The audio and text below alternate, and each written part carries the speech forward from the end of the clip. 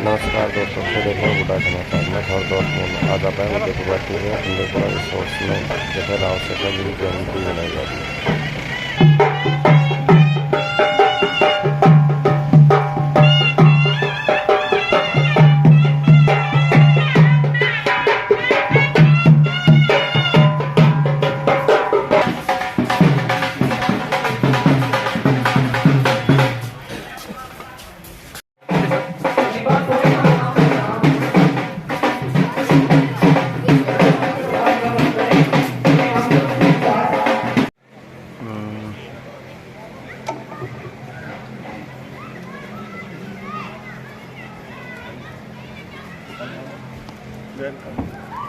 श्री राजेंद्र सिंह जी,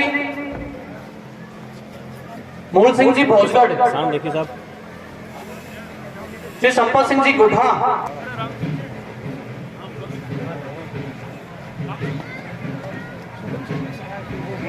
श्री सुगन सिंह जी सराय सुरपुरा से, सुगन सिंह जी जो सामने देखो साहब चुके हैं। समस्त उपस्थितों से निवेदन है, कृपया तालियों की गड़गड़ाहट से अभिनंदन करें।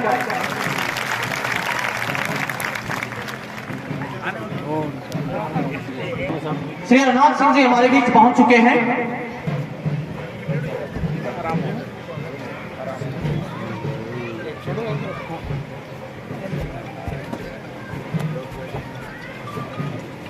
देखो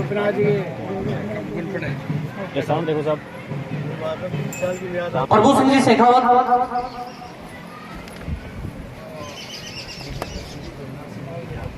विजेंद्र सिंह जी, जगन्नाथ सिंह जी गुढ़ा मंच पे पहुंचने का कष्ट करें।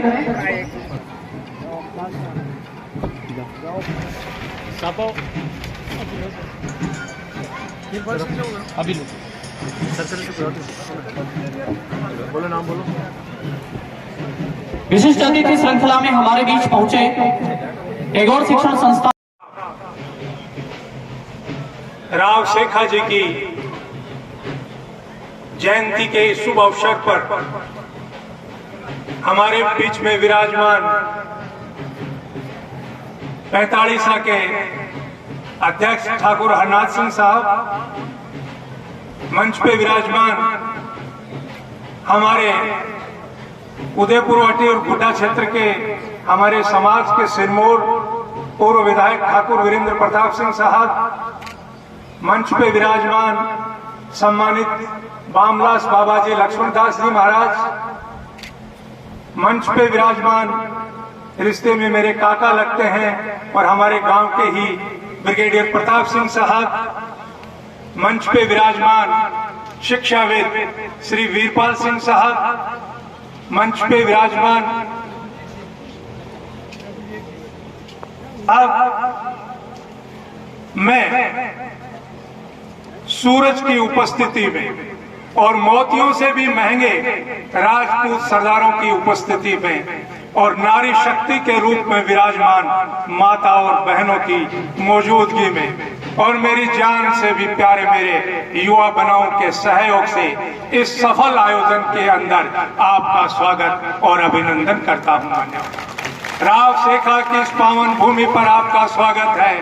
राव टोडरमल की इस पावन भूमि पर आपका स्वागत है। मैं अभिभूत हूँ, हम अभिभूत हैं। आपको अपने बीच पाकर हम कृतज्ञ हुए, अभिभूत हुए, अनुग्रहित हुए और मैं व्यक्तिगत रूप से आपका एहसानमंद हूँ। राव शेखा की ये जयंती पिछले कई सालों से लगातार हम मनाते आ रहे हैं। एक छोटा सा ट्रस्ट चलाता हूँ आपके आशीर्वाद से, दमाना शेखा सेवा ट्रस्ट। पहले उस ट्रस्ट का आयोजन मैं पिछले 16 साल से मेरे महाविद्यालय पंवर कंवर सुगन सिंह, मेरे माता पिता के नाम से जो विद्यालय है, उसमें आयोजित करता था। लेकिन मुझे प्रेरणा मिली कि इसकी बजाय समाज के लोगों को बुला के साल में एक बार रामा श्यामा हो जाए, जय गोपीनाथ जी की हो जाए और इसके अंदर मेरी धर्मपत्नी का भी विशेष ये अनुरोध था कि आप सब सरदारों को तो आमंत्रित करते हो, बना लोगों को आमंत्रित करते हो, लेकिन क्षत्राणियों को भी आमंत्रित करो कोई दादेरा की मिलसी, कोई नांदेरा की मिलसी, कोई मासी मिलसी, मेरा जीव जैसा मारो बाग बाग राजीव जैसी। और मेरे आग्रह को पिछले कई सालों से हमारी क्षत्राणियां, माताएं और बहनें यहाँ पढ़ा रही हैं, ये हमारे लिए गर्व की बात है। मैं राव शेखा जी के बारे में क्या बयान करूं, अब मुझे थोड़ा सोचना पड़ रहा है। अगले साल मैं सोच रहा हूं किसी राठौड़ को बीच में बिठाया जाए या किसी चौहान को बीच में बिठा के बुला के उनको बताया जाए कि हमारे वंशज कैसे थे, हमारे पूर्वज कैसे महान बहादुर और विद्वान थे। ये बातें दूसरों को बताऊंगा, मैं बोलूं और उसमें कहीं गलती हो जाएगी तो ठाकुर साहब कान पकड़ लेंगे। वीरपाल सिंह जी शिक्षा का भरपूर जिनको ज्ञान है वो मेरा कान पकड़ लेंगे।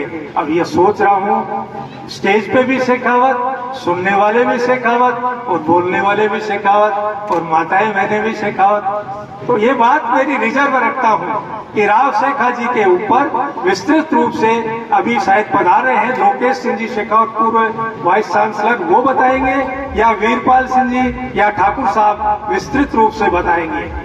लेकिन एक बात मैं आपको अर्ज करना चाहता हूं, हमें गर्व होना चाहिए इस बात का कि हम राव शेखा के वंशज हैं, राव झुंझार सिंह जी के वंशज हैं, राव टोडरमल के वंशज हैं। और मुझे याद है शेखा जी के बारे में तो आप सब जानते होंगे, झुंझार सिंह जी के बारे में भी आप सब जानते होंगे, हमारे पूर्वज हैं। लेकिन मेरे को एक बात याद आती है जो मेरी माता और बहनों से भी आग्रह है। मुझे याद है जब मेरी शादी हुई और मैं शादी से वापस लौटा था तो मेरी दादी एक गीत गुनगुना रही थी। तो मैंने पूछा कि दादी साहब कौन सा गीत गा रहे हो?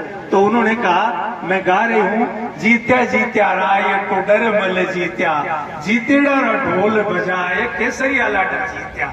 ये गाना आप निश्चित रूप से गाया करें और दूसरे समाज को भी बताया करें कि टोडरमल जी जब इतना आशीर्वाद था वो हर समाज की महिलाएं ये गायन गाए तो हमको, मैं समझता हूँ उनकी आत्मा को शांति मिलेगी, उसको सत्य श्रद्धांजलि होगी। और आपको मैं एक बात बताना चाहता हूँ, मेरे नौजवान साथियों को बताना चाहता हूँ, झुंझार सिंह जी के वंशज हैं, टोडरमल के वंशज हैं, लेकिन हम क्षत्रिय हैं। क्षत्रिय कौन है इसका हमें एहसास होना चाहिए। क्षता क्षत्रिय क्षत्रिय इति क्षत्रिय, क्षत्रिय वो है जो जिसकी उपस्थिति में अच्छे लोग शांति का एहसास महसूस करें, सुरक्षा का वातावरण महसूस करें और अच्छी वाणी का महसूस करें, वो क्षत्रिय। क्षत्रिय विवेकानंद जी ने तो यहाँ कहा है क्षत्रिय वो है जिसकी वाणी सुंदर हो, जिसका व्यवहार सुंदर हो, वो क्षत्रिय कहलाने का अधिकारी है। जो अपने समाज का और दूसरे समाज का भी उतना ही सम्मान करे जितना अपने माता पिता का और अपने पूर्वजों का सम्मान करता है, वो क्षत्रिय है। ये परिभाषा अगर हर नौजवान क्षत्रिय नौजवान अगर सीख लेंगे, समझ लेंगे, तो मैं समझता हूं कि हमारी भाषा और हमारा व्यवहार बदल जाएगा, लोग हमारी तारीफ करेंगे और यही तारीफ मैं समझता हूं हमारे पूर्वजों का नाम उजागर करती है। आप विश्वास मानिए, जब हम घर से निकल के वापस लौटते हैं तो हमारे दूसरे समाज के लोग ये निर्णय करते हैं कि फला का बेटा और फला की बेटी ये अच्छे हैं, इनके कर्म अच्छे हैं, व्यवहार अच्छा है, भाषा अच्छी है, इनके संस्कार अच्छे हैं, और वो सब मिल जाते हैं तो मैं समझता हूँ राव शेखा जी को सच्ची श्रद्धांजलि हो जाती है, राव टोडरमल जी को श्रद्धांजलि हो जाती है, झुंझार सिंह जी को हम याद करके कृतज्ञ हो जाते हैं। ये मेरा व्यक्तिगत आग्रह है कि नौजवान इस बात को ग्रहण करें। मैं आप लोगों का बहुत शुक्रगुजार हूं कि आपने अपने व्यस्त समय में भी समय निकालकर मेरे आग्रह को स्वीकार करते हुए राव शेखा जी की जयंती में पधारने का जो कष्ट किया, उसके लिए मैं बहुत बहुत आपका धन्यवाद करता हूं। और मैं आपसे आग्रह करता हूं कि आप प्रस्थान करने से पहले यहाँ भोजन करके पधारें। अलग अलग व्यवस्था की गई है माताओं बहनों की और सरदार बना लोगों की कि आप भोजन के बिना नहीं पधारें, ये मेरा विनम्र आग्रह है। और एक आग्रह और करना चाहूँ, सरदार लोगों से बना लोगों से मिलने गया कि मैं प्रतिवर्ष ये उत्सव मनाता हूँ, आपको हाथ जोड़ के आग्रह करता हूँ, हाथ जोड़ के विनती करता हूँ कि आप इसमें ज्यादा से ज्यादा संख्या पधारें। ये कोई राजनीतिक प्रोग्राम नहीं है। मैं 16 साल पहले तो चुनाव ही नहीं लड़ा था, लेकिन ये मेरी इच्छा रहती है, मेरी भावना रहती है कि 45 आगा ठाकर एक जगह मिल जाए, ये बड़ी बात का ही है। जब समाज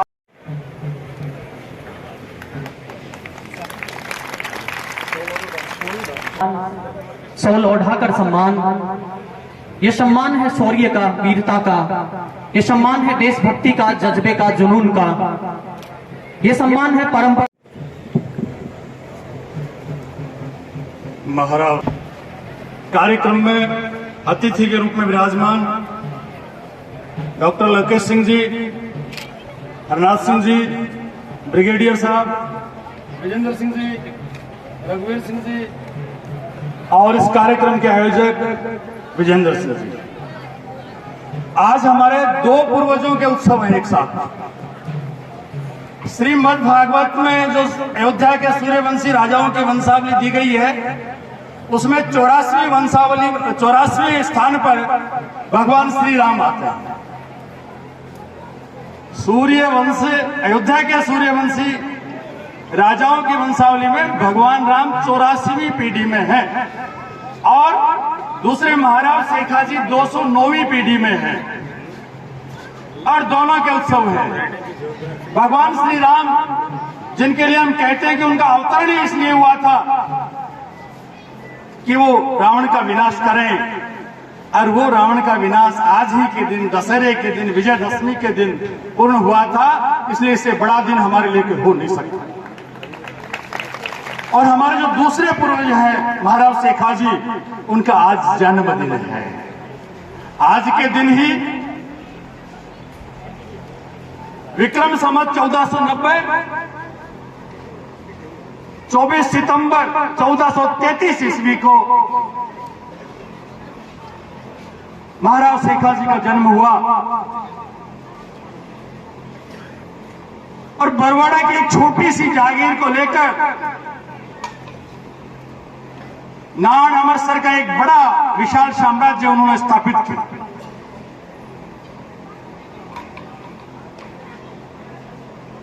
विजयादशमी के उत्सव की हम जहां तक बात करें, ये विजयादशमी असत्य पर सत्य की विजय का प्रतीक है। ये विजयादशमी अधर्म पर धर्म की विजय का प्रतीक है। ये अन्याय पर न्याय की विजय का प्रतीक है। प्रतिवर्ष होने वाला रावण दहन हमें याद दिलाता है अधर्म, अन्याय और असत्य पर चलने वालों की यही दुर्गति होती है। और प्रतिवर्ष समाज इस बात को याद करके उनसे दूर रहने का प्रयास करता है। विजयदशमी हमें इस बात को याद दिलाती है कि साधन महत्वपूर्ण नहीं है, संकल्प महत्वपूर्ण है और योजकता महत्वपूर्ण है। भगवान राम तो वनवास में थे, उनके पास साधन कहां थे, और रावण तो साधनों से परिपूर्ण था। लेकिन उस स्थिति में भी श्री राम ने रावण से लड़ने के लिए न तो जनकपुरी संदेश भेजा कि मेरी सहायता करें, न अयोध्या के राजा भरत को संदेश भेजा कि मेरी सहायता करें। श्री राम ने उन वनवासी, गिरिवासी, जनवासी जो रिक्ष और वानर थे, उन लोगों को संगठित किया, उन लोगों का नियोजन किया, उन लोगों में वो योजकता की कड़ी बने और उसके माध्यम से महाशक्तिशाली कहे जाने वाले रावण के घमंड को भी उन्होंने चूर कर दिया।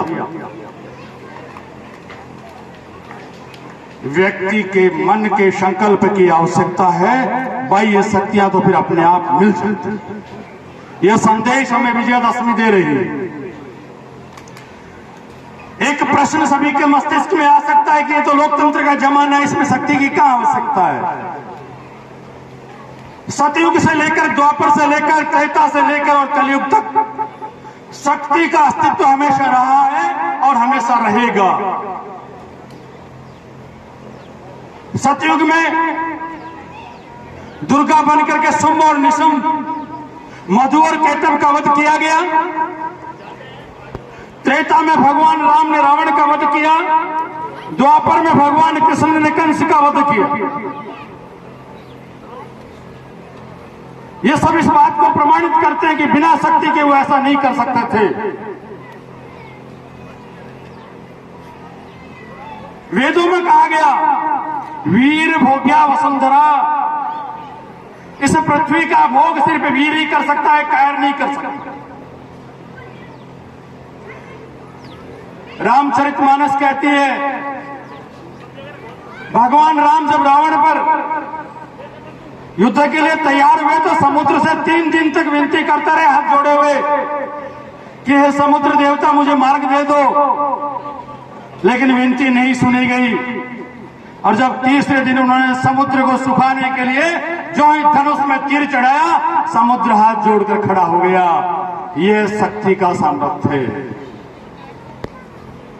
जब अपने सरदार वल्लभ भाई पटेल की मूर्ति का अनावरण किया, उस समय उन्होंने पूरे देश को संबोधित करते हुए कहा कि इस देश में आज़ादी के बाद जो 565 रियासतें थी, देसी रियासतें और ठिकाने थे, उनके राजाओं का, ठिकानेदारों का जो देश की आज़ादी के लिए, एकता के लिए जो योगदान है वो भुलाया नहीं जा सकता। और मोदी जी ने ये घोषणा की है कि वहाँ पर उस सरदार वल्लभ भाई पटेल की मूर्ति के उस क्षेत्र के अंदर सारे हिंदुस्तान के इन राजपूत राजाओं का, ठिकानेदारों का, उनका एक म्यूज़ियम, वहाँ संग्रहालय बनाया जाए, जिससे पूरे देश को प्रेरणा मिल सके।